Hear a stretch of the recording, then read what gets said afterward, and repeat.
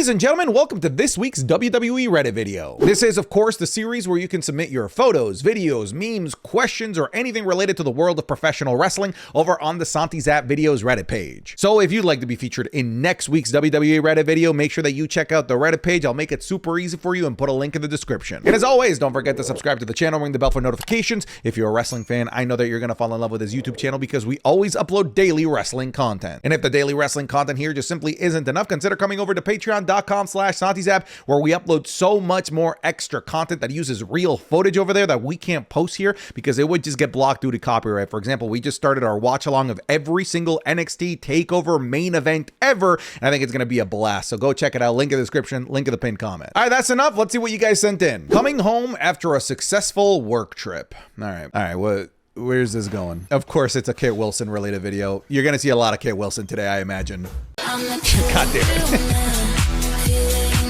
This song has taken over the internet wrestling community. It's taken over the internet in general. Not only are wrestling fans obsessed with Kit Wilson and his entrance theme song, I'm seeing people who don't even watch wrestling doing TikTok dances to this song because it's become so viral. In fact, it's so viral that it's one of the top 50 songs in the UK Billboard charts at the moment, somehow, some way. And listen, we've been in this realm before where an entrance theme catapults somebody. We saw it with Fandango, for example, but now we're in an era where not only is the entrance theme song catchy, but the internet and social media is in a place right now where it can just run with things and turn something that is mundane into something that is an instant overnight sensation like Kit Wilson apparently is now. Yeah, the Reddit this week was full of Kit Wilson related things. I promise you this will not be the last time that we see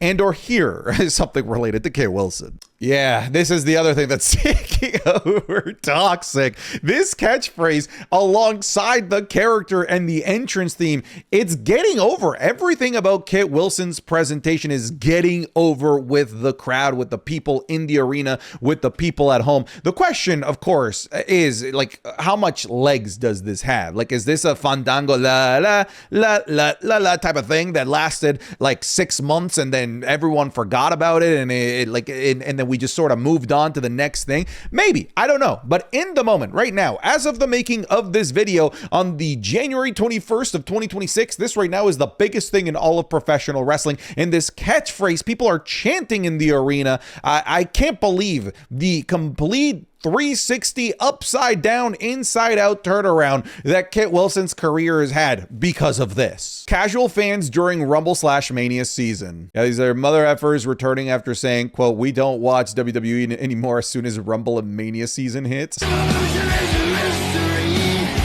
It's facts, though. Listen, as a wrestling content creator, I love this time of year, ladies and gentlemen. This is when views start to spike up. This is when people that stopped watching WWE a couple of months ago, maybe they got bored with the fall offerings because usually it's not the best time of the year, and then they come back for the Royal Rumble, or people who have been lapsed for a year or multiple years. This is the time of the year when they start coming back into the fandom. And to you, I say, welcome, folks. I welcome you with open arms. What I advise those that are in the internet wrestling communities, don't be gatekeepers. You know, not everybody is going to be an encyclopedia wealth of knowledge of things that have been going on in WWE, especially during this time of the year when people are interested in professional wrestling in this road to WrestleMania again. So welcome them with open arms. Are we any closer to getting this? Closer? No. I actually think that the reason this won't happen is because it shouldn't happen, because I think what should happen is Finn Balor getting kicked out of the Judgment Day. And if he were to win the World Heavyweight Championship, I think that this, then the kicking out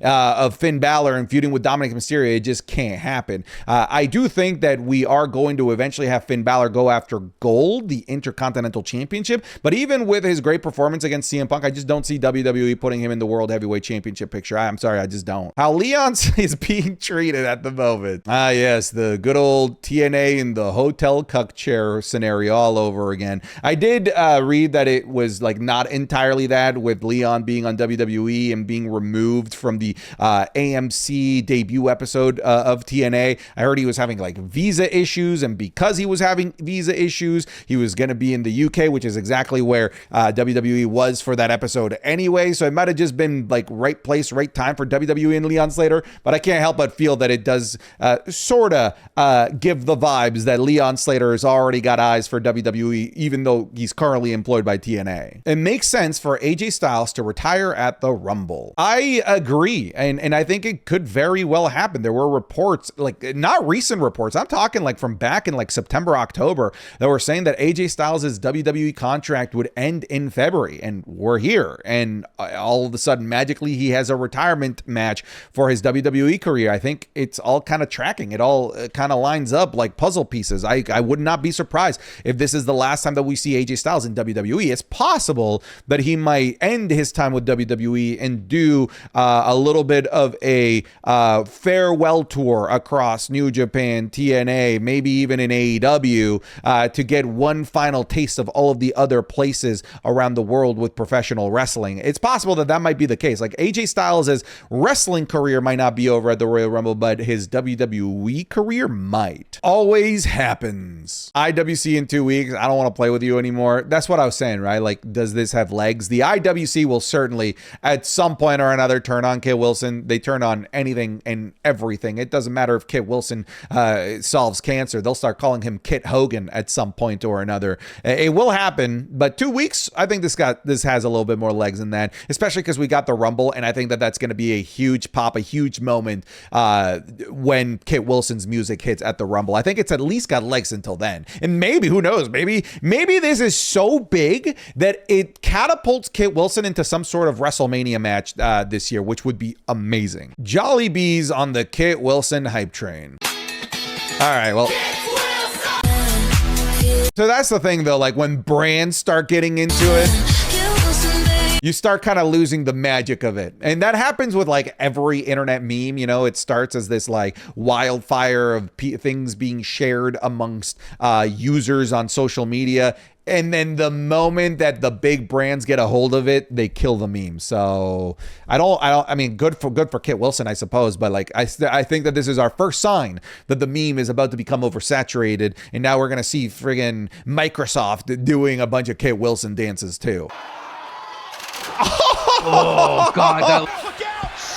Oh, okay. I have never seen that. What a beast. Lord. Oh, Jesus. Oh, never mind. I'm sorry, did Jericho just do that?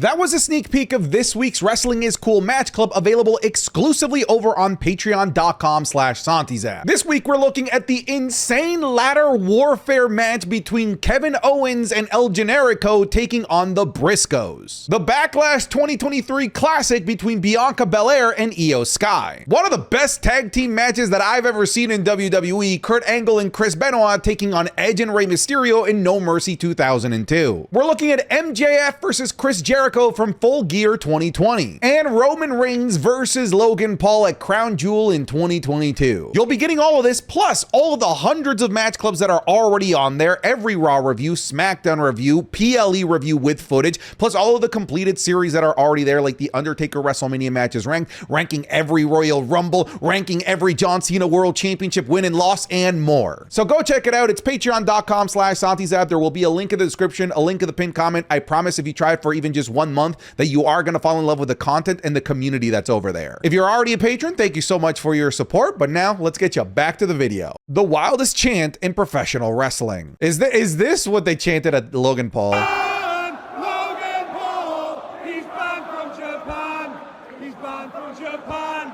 He's banned from Japan! Logan Paul! He's banned from Japan! Man, that's such a ruthless chant, but it's so good. Like even if you're Logan Paul at that point, you kind of just have to take a bow at the crowd for chanting. This is so good. The low-key legend is coming. Let's fricking go, Natty. I just wish that this heel turn wasn't as telegraphed as it was. I'm obviously excited for the prospect of what this could mean. Like you said, the low-key legend, Natty Neidhart, the blood sport persona that she's brought out in GCW, the Indies and AAA coming to the main roster, something that people have been wanting to see. I wish that this turn was executed better. It was so telegraphed, and WWE did not do a great job of exploring their relationship on on screen enough for me to actually care about this betrayal. Had we actually gotten some weeks of them like actually like bonding and telling me why this relationship is so important, then this would have landed. But this just, I'm sorry, didn't land. But the outcome of it, what it could lead to, I'm excited for. Who would you rather see a miraculously return at the Rumble? Seth Rollins would be pretty insane. I mean, like, I'm just going to tell you right now, Kevin Owens is the answer. Kevin Owens is absolutely the answer. Big E would be pretty cool. Zoe Stark, I mean, it might actually happen. She's been out actually long enough where it might happen. But out of these, it's Kevin Owens. Kevin Owens is the one that I absolutely 100% want to see come back. It probably won't happen. If Seth Rollins comes back, that's pretty insane though. But for me, the answer to this question is Kevin Owens. Santos Escobar returned on AAA. He did.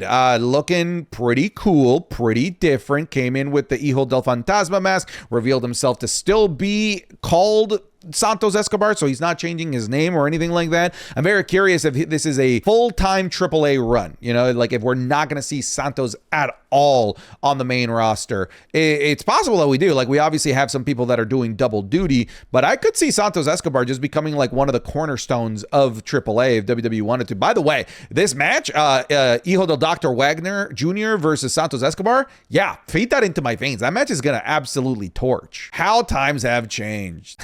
CM Punk's WWE 2K26 showcase gonna be like this. Yeah. So WWE 2K, for their showcases, they tend to blur people's faces, but so much of Punk's career, like the big important parts, do involve these three guys that WWE might have to blur out: Vince, John Laryngitis, and Alberto Del Rio. WWE is crazy for this. I saw this. WWE look, I appreciate them leading into it. They had a 4-hour live stream of Kit Wilson's entrance theme. They know they've got something. Look, for all of WWE's faults, their social media presence and their ability to capitalize on social media things and movements, it's definitely not one of their faults. It's actually one of their strong suits. WWE's social media team across the board is excellent. And yeah, they know the vibe of this. I'd be very curious of like what the average watch time of this 4-hour live stream is. WWE/AAA gotta stop using AI. Yes, to the untrained eye, this might just be an AI slot photo of Dominic Mysterio, which was aired on AAA, by the way, their debut on Fox. For those with a keen eye will see that he is wearing an AEW World title. This is the design of the AAA Mega Championship, but the AI, whatever they use, put the AEW logo on there. And this is embarrassing. Listen, I'm not one of those people that's like, like, I hate AI. I think it's a natural advancement of human innovation. And there are really critical and important uses of it. I used it a lot on my corporate job before doing this full time, and it helped me a tremendous amount.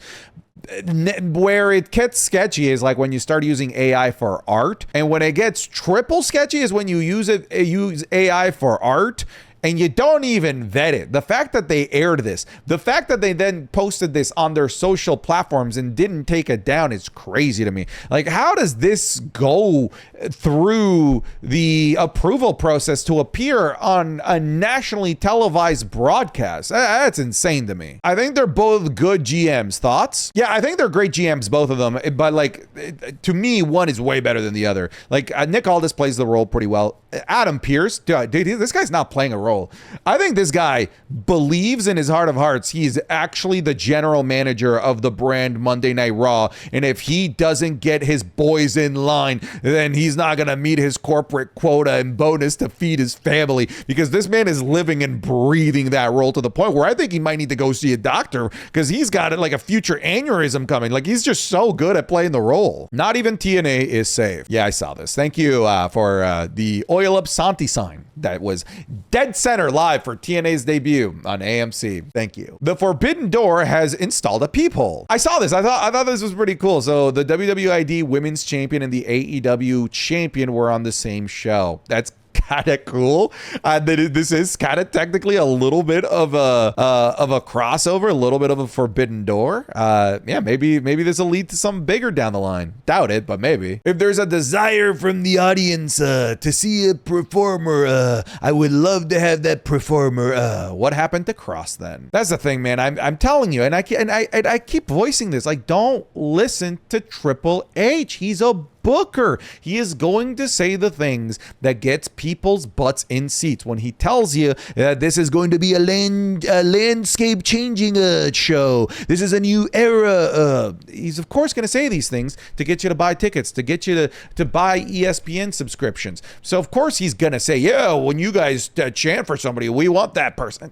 He's going to tell you exactly what you want to hear. Listen, look, there's a reason I don't want to watch WWE Unreal. I think it's a piece of fiction. I think WWE Unreal is a piece of fiction masquerading as a piece of nonfiction, as a documentary, and that doesn't sit well with me. And when I hear these types of things, it reminds me, man, like this is all a circus. This is all, and he is the master of the circus. He's going to tell you the things that you want to hear and try and convince you to buy tickets. I can't listen to Triple H's commentary on pretty much anything because it'll never be probably the real thing he's thinking. Should he bring back the Demon to the match with CM Punk? So obviously the match with CM Punk has already happened, so I can't, obviously he didn't bring out the Demon, but I do think the Demon might be around the corner. We might be looking at the Demon coming out at like WrestleMania 42, especially if the next move here is for a babyface turn and a feud with Dominic Mysterio, and that in itself is a WrestleMania worthy program if you ask me. And if they actually do it, I hope he brings out the Demon. A theme song can make you a world champion material.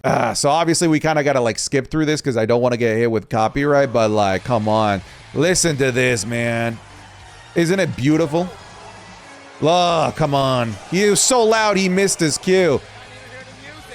The presentation change is so vital, right? We talked about Kit Wilson, how he went from absolutely irrelevant nothing, a tag team guy that you don't even think of, to now he's in the forefront of memes and in the zeitgeist and the main topic out of people's conversations right now online. And it's all presentation. And this right here, this is proof that presentation is so key, because you're right. I do feel like he's a world champion when I see, the crowd and the vibes behind all of this. It's just perfection. He should never go back to that bum-ass theme that he was coming out to. Holy shit, 2K, you need to chill out with your roster. Obviously, I don't know how true this is, but I did see that 2K will have 400 playable characters or more. I mean, I'm not surprised, like with deals with TNA, maybe there's a licensing deal to use them in the video game, AAA as well. So yeah, this thing's gonna get bloated. Hey, Mr. Pierce, Mr. Triple. Hey! Nothing you can say. Damn it, that was good. Well played. Normally I see these coming, and normally I'm really good at just like pointing out exactly what I'm about to get. That was a good transition. Well played. Is AJ Styles setting his sights for the TNA Championship? See, I didn't think that this was going to be the case. I didn't think that WWE was going to allow AJ Styles to do his retirement tour in TNA. But if his contract is ending with WWE, it'd be a natural, easy pivot to just go to TNA if he wanted to. And he did have the little moment with Frankie Kazarian, who is no longer the TNA World Champion, by the way. I'm going to say no. I don't think that this happens. Okay, see, this is an Edge transition. Been there, done that. I already know. See, these ones never catch me off guard. Yeah, you need to do better than that. Robbery. All right, what kind of edit are we going to get here? I want to mute the audio so it doesn't hit with... Oh, of course. Dude, that was actually a gnarly stomp. Let me go back to that. Look at that. Oh, great transition, too. Well played. Loudest chop? Oh, I'm just going to tell you right now. Yes, in WWE history, yes. I already know this chop. But it helps that there's no one in the arena because it's pandemic era. Oh, good heavens, he needs some milk. Santi's thoughts on Kairi versus Asuka and how it can affect the women's rumble. I'm always nervous about like clips of maybe we'll actually get the Kairi versus Asuka feud that a lot of people wanted when this union kind of came back to the forefront. Yeah, I mean, I like what they're doing here, but do I think that Kairi's winning the rumble? No way, Jose. No way, Jose. No way. I remember saying that, and in my head I was like, this is probably gonna get memed on the Reddit. Dominic, if he had dreadlocks, like why are you taking time out of your day to make this garbage? Oh hell no. All right, I'm ending the video there. All right, goodbye everybody. Just get out of here. Go. Don't come back.